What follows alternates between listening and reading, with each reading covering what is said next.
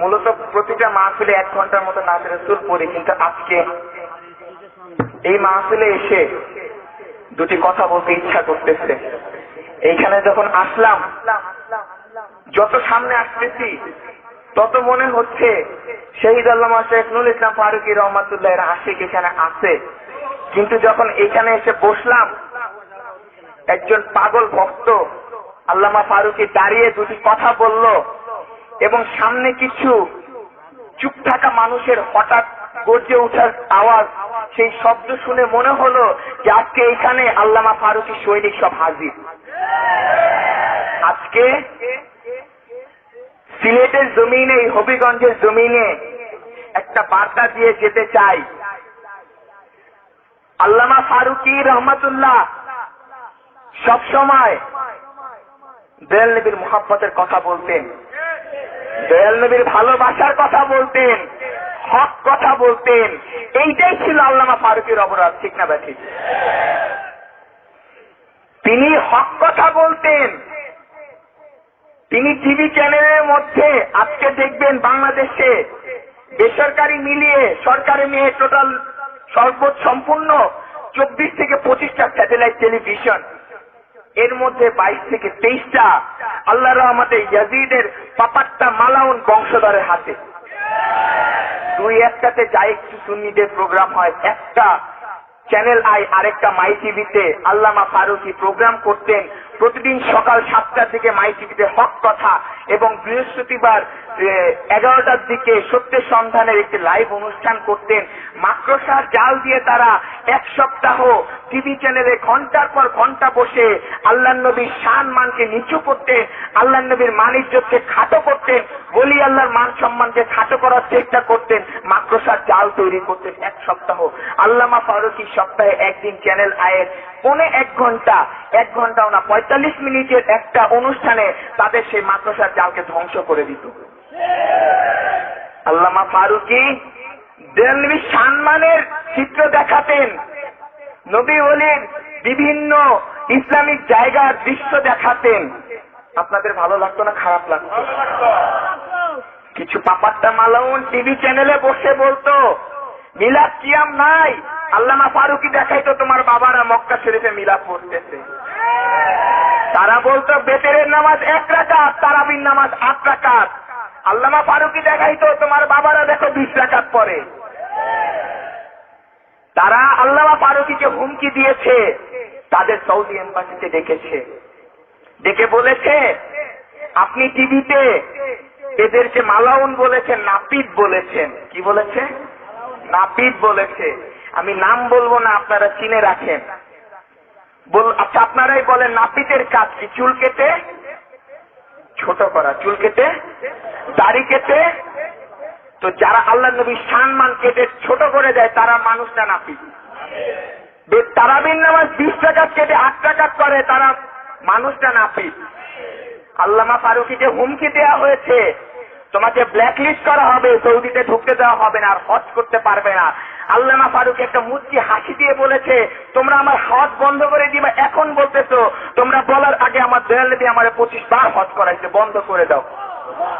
আল্লামা ফারুকী কখনো চুপ থাকতেন না, আপোষের কথা বলতেন না, যেটা হক সেইটা বলতেন। আল্লামা ফারুকী আমাদেরকে ঘরে বসে বলেছেন, আমার বাবাজান বলতেন, বাবাকে মাঝে মধ্যে বলতাম যে বাবা অতিরিক্ত বলে ফেলেন টিভিতে, অতিরিক্ত বলে ফেলেন মাহফিল স্টেজে। তখন বাবা বলতো আমি যার ব্যাপারে কথা বলি তারে না বানাইলে আমার আল্লাহ কিছু বানাইতো না।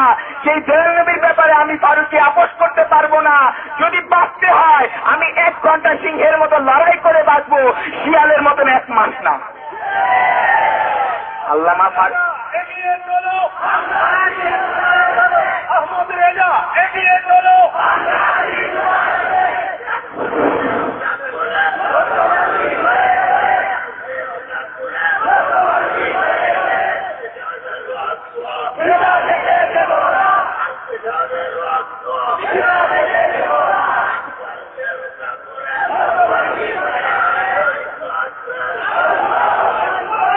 ফারুকী শহীদ আল্লামা ফারুকী দয়াল নবীর মহব্বতের কথা বলতো, বলি আল্লাহ সম্মানের কথা বলতো, বলি আল্লাহর জমিনে বসে, বাংলার জমিন বলি আল্লাহর জমিন, সালাফি ইয়াজিদের জমিন না।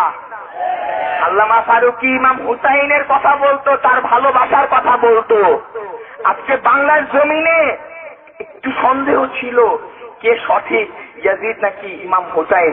আজকে আল্লামা ফারুকী প্রমাণ করে দিয়ে গেল, আবার তারাও প্রমাণ করে দিয়ে গেল ইয়াজিদ ছিল পাপাত্তা মালাউন আর হুসাইন রাদিয়াল্লাহু ছিল সঠিক। কিভাবে?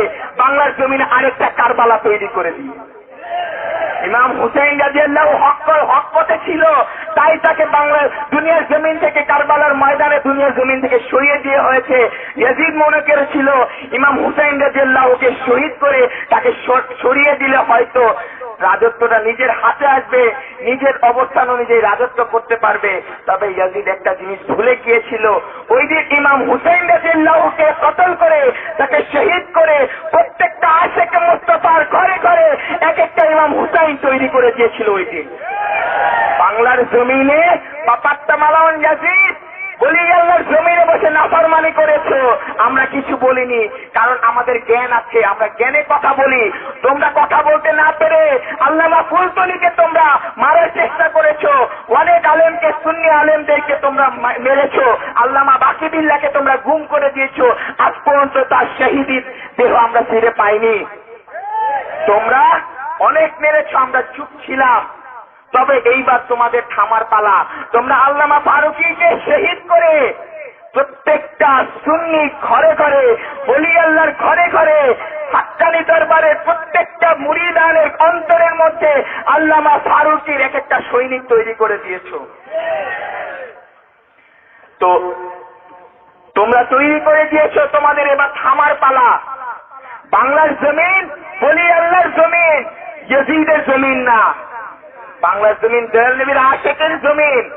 আরেকটা আলেমের গায়ে যদি হাত দেয়া হয়, তাহলে বাংলার জমিনে আল্লামা ফারুকীর আওলাদ বসে বলে যাচ্ছি, প্রত্যেকটা আশিকে মুস্তাফার ঘরে ঘরে এক একজন ইমাম হুসাইনের সৈনিক আছে, এক একটা আল্লামা ফারুকীর সৈনিক আছে, এক একটা সিরাজনগরী হুজুরের সৈনিক আছে, এক একটা ফুলতলি হুজুরের সৈনিক আছে।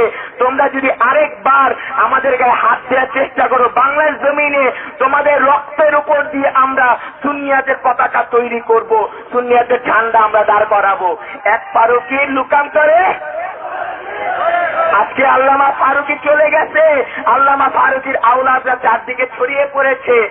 সুন্নিরা ভয় পায় না, সুন্নিরা এখন আরো বলবে। আমি ছোট মানুষ, অনেক কিছু বলে ফেলেছি, যদি কোনো ভুল ত্রুটি করে থাকি ক্ষমার নজরে দেখবেন। আমি একজন শহীদের একজন পরিবার, আমি এইটুকু আপনাদের কাছে দাবি রাখতে পারি, আজকে আল্লামা ফারুকীর হত্যার যেই মূল উদ্দেশ্য সেইটা কি? সুন্নিয়াতকে এক করা। সবসময় পাশে থাকবো। কখনো যদি দেখা যায় যে তারা আক্রমণের চেষ্টা করছে, এগিয়ে যাবেন, কারণ সামনে হচ্ছে জান্নাতের দরজা। আজকে আমার সামনে হুজুর কেবলে আলম বসে আছেন, তার সামনে কথা বলা বেয়াদবি হয়েছে, আমি তার কাছে ক্ষমার দৃষ্টি দেব এবং আপনাদের কাছে দোয়া চেয়ে যাব। টাকা পয়সার জন্য দোয়া চাইবো না, বাড়ি গাড়ির জন্য দোয়া চাইবো না। যদি আপনারা দোয়া করেন, খাস নিয়তে এইটুকুই দোয়া করবেন, আল্লামা ফারুকীর প্রতিটি আওলাদ যতদিন বাংলার জমিনে বেঁচে থাকবে, যতদিন পর্যন্ত নিঃশ্বাস নেবে, দয়াল নবীর কদমের ওসিলায় যেন নিঃশ্বাস নেয়, দয়াল নবীর খিদমতের ওসিলায় যেন বেঁচে থাকে। যদি দেখি কখনো, যদি দেখেন বাংলার জমিনে সুন্নিয়াত কায়েম করা কঠিন হয়ে যাচ্ছে, ওই দিনে দোয়া করবেন যেন পিছু না হয়। আল্লামা ফারুকী যেই রাস্তায় চলে গেছেন, ওই রাস্তার পথিক যেন আমরা হতে পারি। আসসালামু আলাইকুম ওয়া রাহমাতুল্লাহি ওয়া বারাকাতুহু।